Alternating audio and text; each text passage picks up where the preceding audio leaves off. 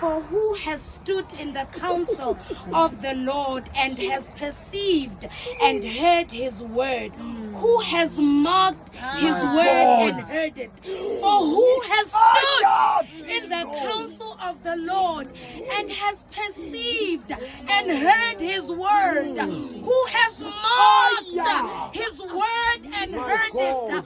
Who has stood in the counsel of the Lord and has perceived and heard his word? Hallelujah. Thank you, Jesus. My God.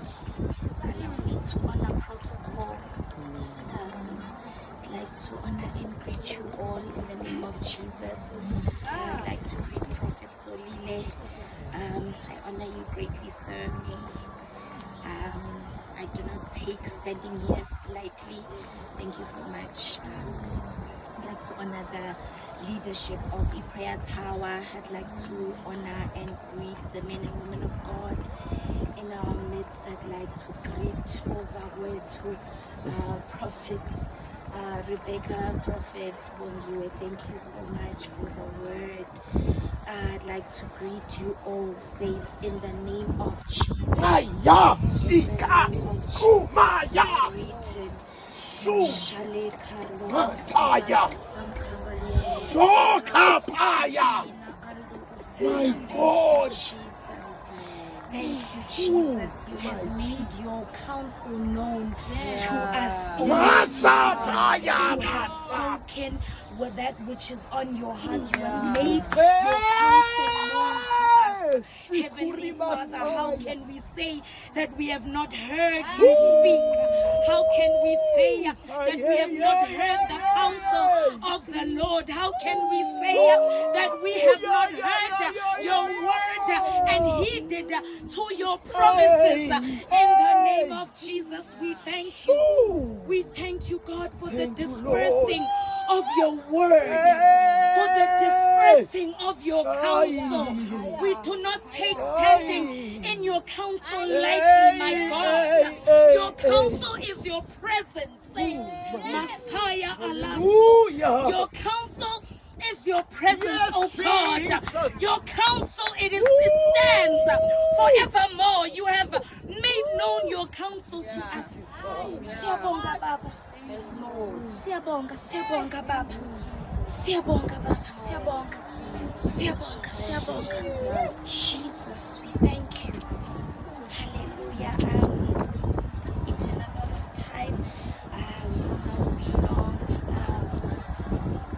What the Lord has placed in my heart to share today is the importance of standing in his counsel. The importance of standing in his counsel.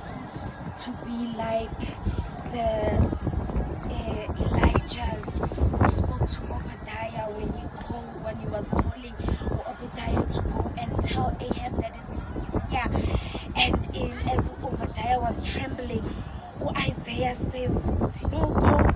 And and he says, he speaks of the Lord before whom I stand. Yes. The Lord before whom I stand. He is saying this after he had run away from Jezebel, after he had run away from the threats that Jezebel, and he now goes back and he says, you know what, the Lord whom I stand before. And there is a confidence, my God, there is a confidence that you get from standing in the counsel of the Lord. And we have heard the counsel of the Lord being preached and being made known through Prophet Bongiwe, through Prophet Rebecca, and you can hear the conviction that they are those that can say, I have stood in the presence of the Lord.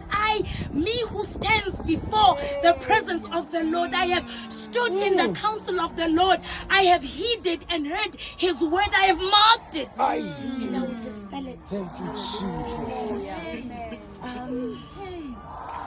The Lord seeks to do great things through our lives, in our lives, and as it has been alluded before, in terms of what the Lord wants to do in our lives, it's very pertinent to understand that, it needs to happen to a people that have been calibrated in a certain way, a people of the counsel of God, the wineskin that the Lord is breeding right now, the church that the Lord is building right now.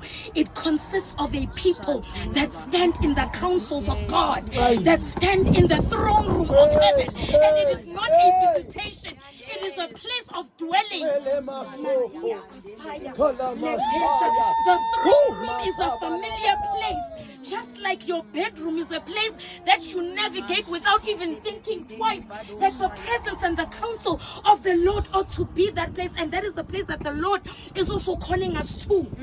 So that when he speaks of his promises and he does what he wants to do over the lives of his people, he does it to a people who have been calibrated in him, a people who have been made into the wineskin that the Lord desires for this day and season. Amen. Hallelujah. I do believe that I am speaking to prophets, to intercessors, to teachers of the word, and the remnant that the Lord is raising, the church that the Lord is building himself.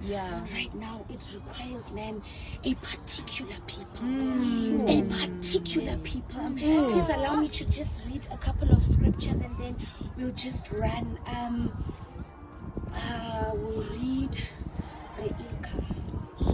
My God. See, I will start reading from the book of Psalm. I'll start with this one. Psalm 33, verse 11.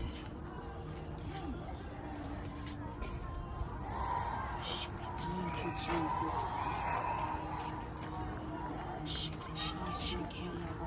And this particular scripture, when I was reading through it, I realized that the counsel of the Lord and what the psalmist is speaking of here is the counsel of the Lord that is for everyone. There's counsel that is made known to everyone, believers and unbelievers, alike. There's a word of the Lord that is dispelled, to believers and unbelievers alike. Amen. And I'm just gonna read here Psalm chapter 33 verse 11. And the verse before, it speaks about how he brings the counsels of nations to naught. So then it goes on and it says, the counsel of the Lord stands forever. The plans of his heart from generation to generation. The counsel of the Lord stands forever. The plans of his heart from generation to generation. Amen. And then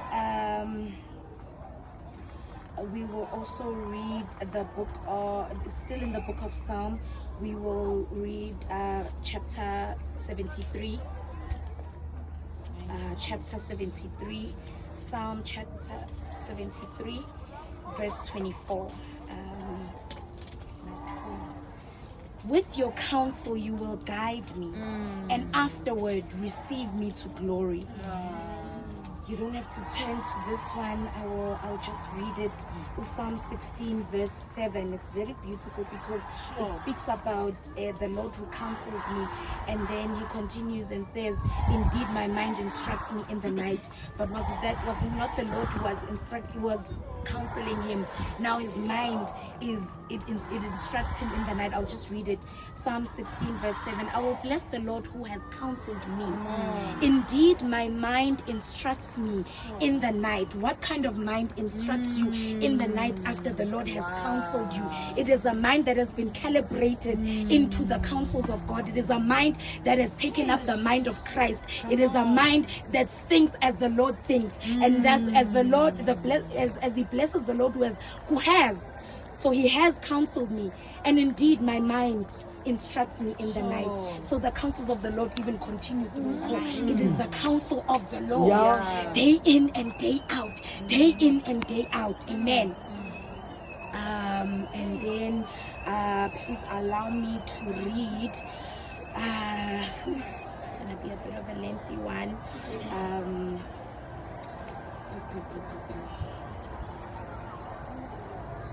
It's okay. I think I will just pause on it for now.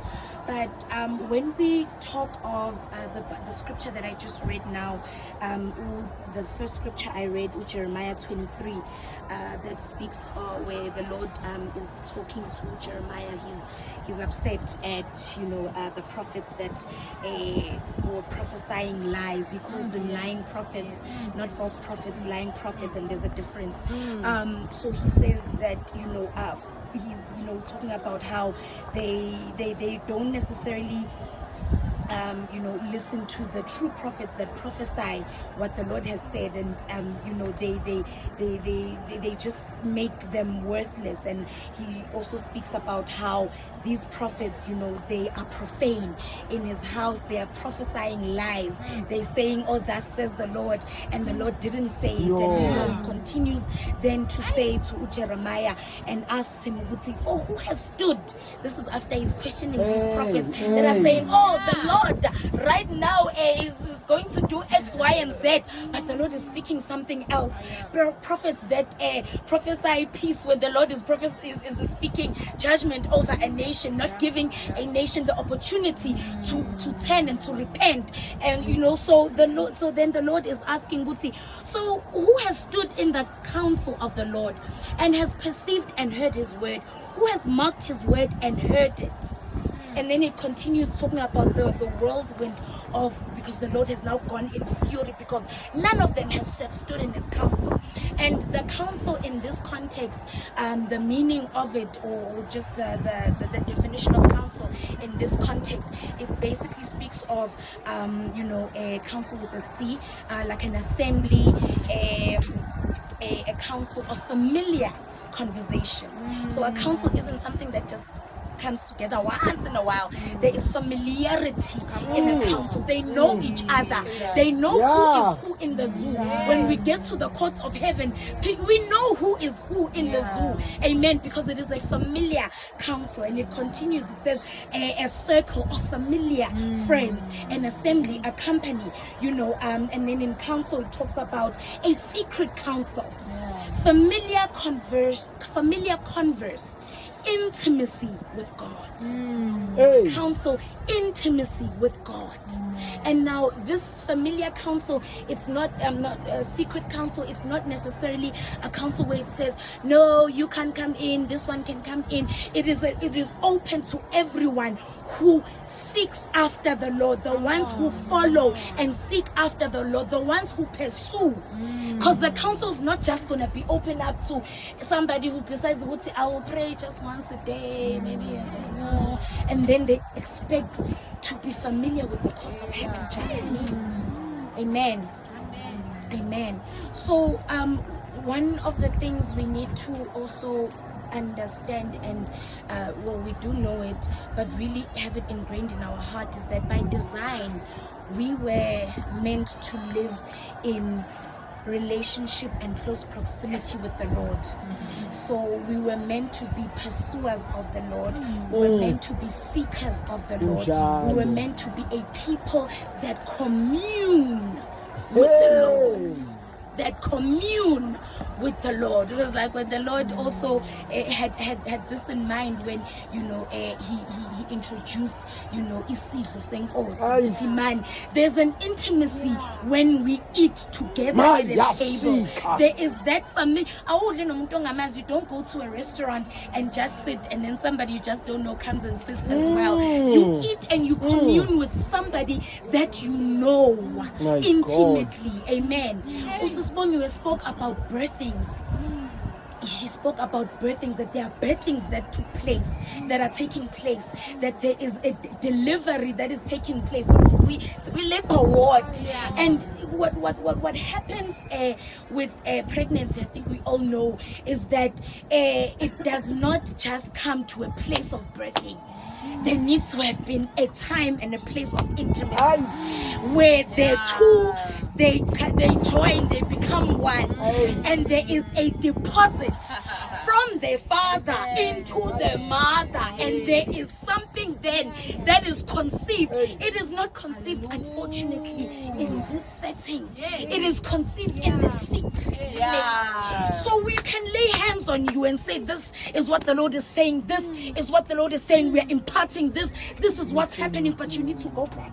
Amen. You need to go back and say, Lord, you spoke about there's something that happened, and then there is that a continuation now of that conversation.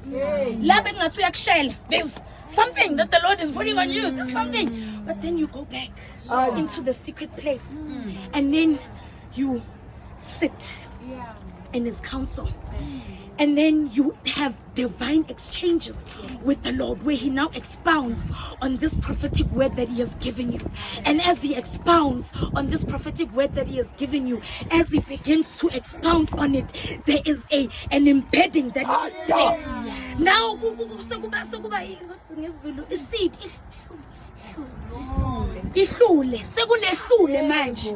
But manje, you don't now, after it's happened, you go, okay, cool.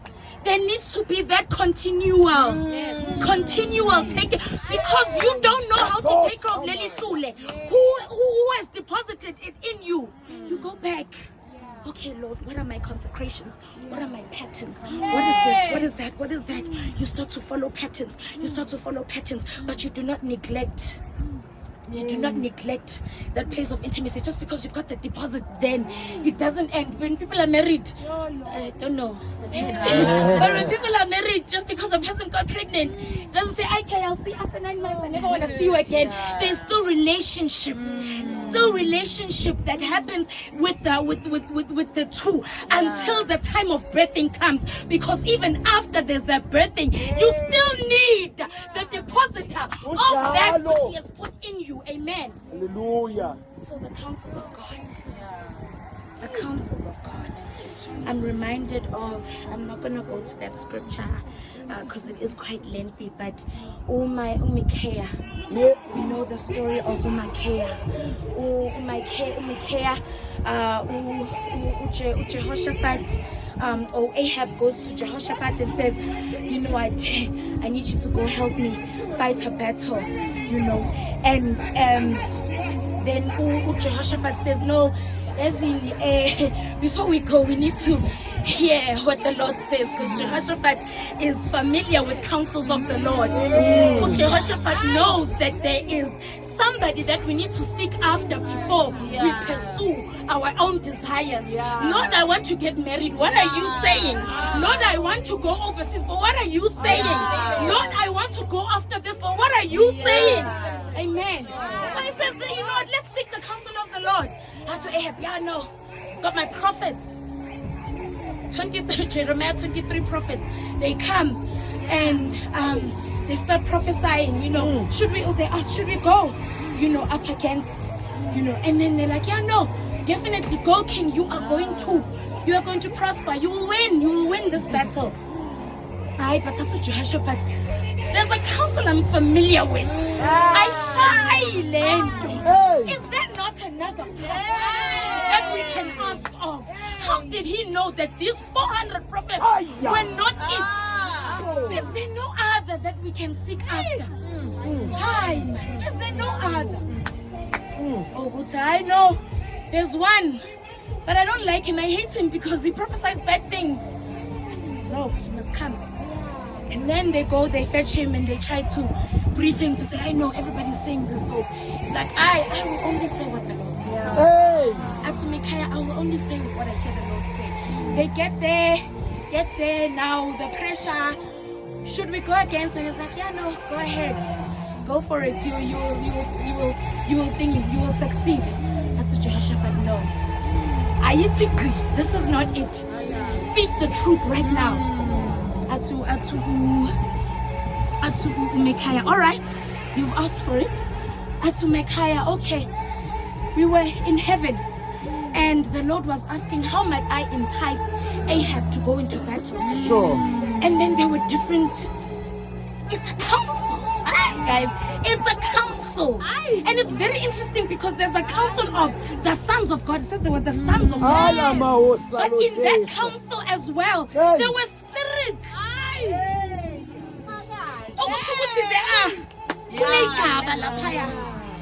So the sons of God, you know, it was all nice. So there were, you know, different spirits coming and saying different things. No, until one comes and says, I will go and be a lying spirit amongst the prophets of Ahab. My God. I will go and be a lying spirit among the prophets of Ahab. Why was it then that Umakeah was able to get this, but these prophets were not? Because Umakeah was in the courts. These prophets were emkatin in the realm of the spirit. There are the courts of heaven, there's the realm of the spirit. In the realm of the spirit, which is why they will tell you, oh, your father did this and that. This is what's happening with your father. What. But they cannot tell you the counsel of God. That is the difference. They cannot tell you the counsel of God. So get these operating there. So they see that, we are winning. Let's go. So then the Lord says to the spirit, go, you'll be successful in that which you want to do. And lo and behold, they get upset. Long story short, Ahab, he dies as per the council. As per the council. As per the council, he dies. And it wasn't even a thing of somebody went and shot him. It was some random, because they pursued him. Because he even tried, and they were like, Jehoshaphat, let's swap, robes. Or he put his robe on Jehoshaphat, and then he just put on, regular clothes so that they wouldn't pursue him. And it was so divine because what was not supposed to happen didn't happen. They pursued Jehoshaphat thinking that it was Ahab. But when they realized, this is not the one who was seeking, they're in battle with these people. Remember, so in battle, in a war, everybody kills everybody of the opposite team. But there was a mandate. They didn't kill Jehoshaphat even though he was of the opposition. They're like, no, this is not who we are looking for. They go.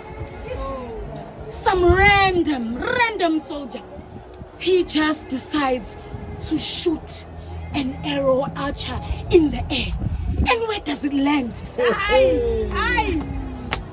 Upon the person that it was supposed to land on. God.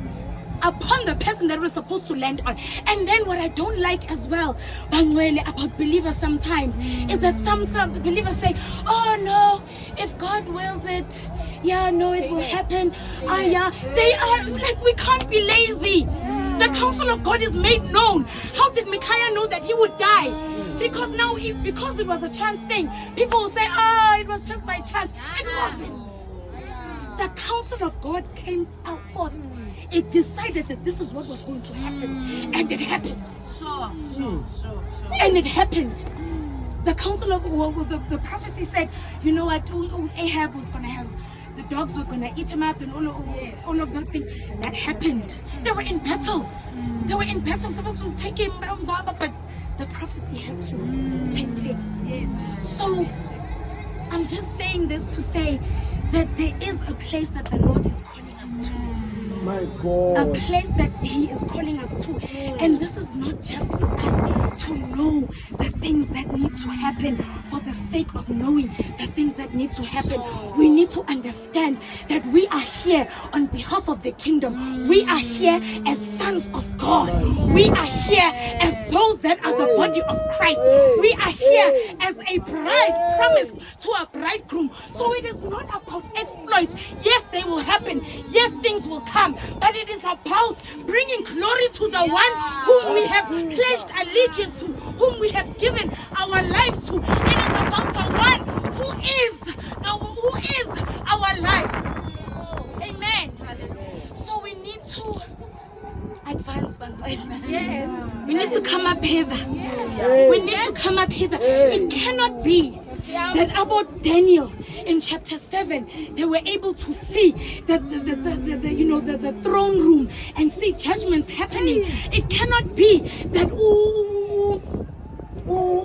Apostle John in the island of Patmos, he goes in Revelation 4, 5, and 6, he goes into a vision and ascends into the throne room of God and sees what must take place after this. And mind you, he was blind. His eyes were gouged out. So you cannot say that he was inspired by this and that and that, and then he saw what? It was the counsels of God that he became acquainted with. It cannot be that we read about it and then we do not enter into it. We have been given. Even Jesus said we would do greater. Even Jesus said we would do greater. Even Jesus said we would do greater. So there is a place that we need to come up hither, as John was called up in Revelation 4. Come up hither. We do need to come up hither and be residents of the councils. Oh my God. To be a resident in the council of God. Jesus. Resident in the council of God. Amen. Hallelujah. Oh, so I'm just gonna leave it here and just implore you, my God, my God, the melodies, man, that the Lord has for you in the realm, in the realm of His counsel. He's awaiting for you to come up hither.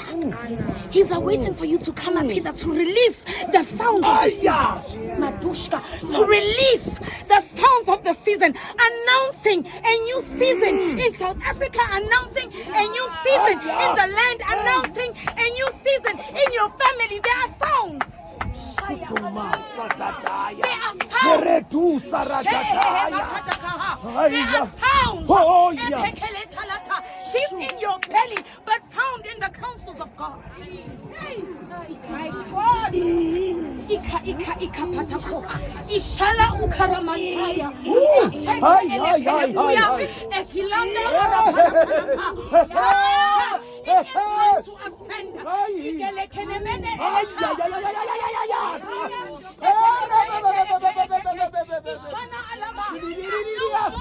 Speaking in the realm of the spirit, it is time to ascend into the council of God. Hallelujah. Into the councils of God. Hallelujah. Into the councils of God. Into the councils of God. Into the councils of God. Into the councils of God. Lord, before whom I stand, into the councils of God. So, Shalama, Shalama, Shalama, Shalama. Oh, we come, Lord. We come. We come.